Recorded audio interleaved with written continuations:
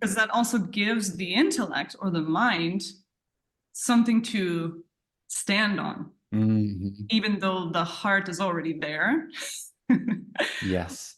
Once there is that, yeah, that refinement through language, yeah, we come into that alignment of body, mind, intellect, heart, soul, which is all important, And so, absolutely, you're right. Like the Gita was articulated in a way which was ultimately just making sense of this, of these ineffable experiences to the best of language's capacity to do so. Yeah.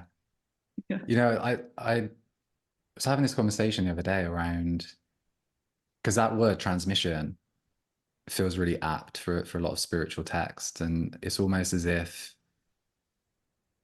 the disenchanted way of approaching language is seeing it just purely as, well, that they're mini symbols that just point to messaging, and they kind of, they are what they are at surface value. But it's almost like the energy, like you mentioned articulation, the energy in which articulates something through language is encoded in the language. And then you can kind of reverberate with that energy and integrate it. Like I think the most, because I had that with the Bhagavad Gita when I read it for the first time, but also The Power of Now, Eckhart Tolle. That was one book where I was just reading it and I was like you mentioned, the shift in consciousness through spiritual reading. And I think that's something that is maybe in more secular circles like downplayed a little bit, like the power of that. The actual reading can transform your consciousness. Listening to someone talk can transform your consciousness. And it sounds like that's something that's been really integral to you on your path. Yeah, absolutely. Oh my gosh, there's a few things Go for it. I could say. I'm like, which one do I say first? But just to what you just said about listening can transform consciousness, and how this is actually underestimated in some sense, like the art of listening, truly listening. And this is actually a form of bhakti. There is what is called the 9 forms of bhakti, or ways to express or put into practice this bhakti. And the first one is listening.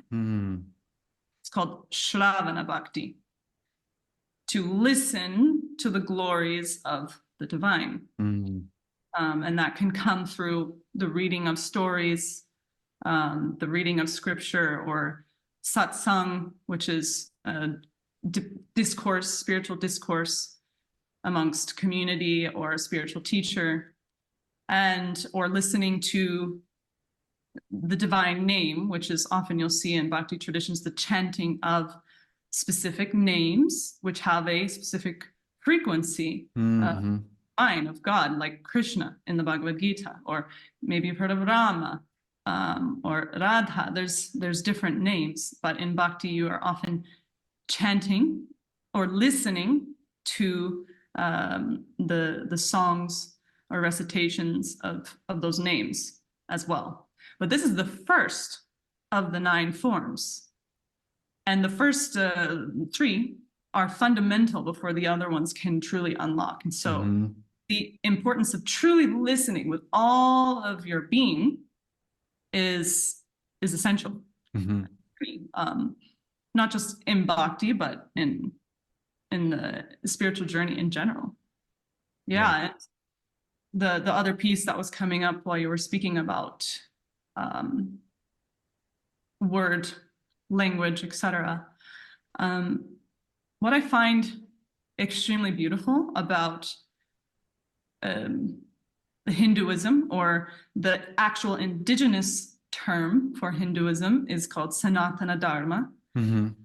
Hinduism is actually just a geographical term that was given, sort of imposed upon by colonialists. It's not a term that was used by the people in India to describe their spiritual practice, because Hinduism is not like other world religions, because there's so many different traditions within Hinduism that have totally different practices, different beliefs, but there are some core principles that show up within majority of them.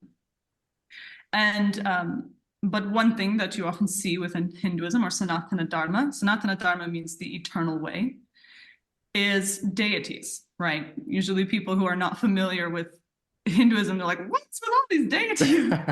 Like, what? It's so confusing. And they say, this is the source of that one, but that one's the source of that one, you know? And it can get very confusing. But there's a brilliance to these incarnations, some being literal, but also, let's say, like the symbolism of them. And maybe some of you have heard of Saraswati, but Saraswati is a deity who is an incarnation of the divine mother, or the divine feminine. And she's always holding a sitar, an instrument, a veena, mala, japamala in her hand, and the Vedas. The Vedas, the ancient knowledge, let's say, in her hands. And she represents divine knowledge, divine wisdom, the arts, creativity, but also language. Okay. So her name is also associated with the name Vak, and Vak means word. And so within Hinduism, or Sanatana Dharma, they have, just recognized the importance of word, of spoken word and speech, and how learning to really refine our speech is an essential step in the journey of awakening or liberation, what is called moksha in many of the traditions.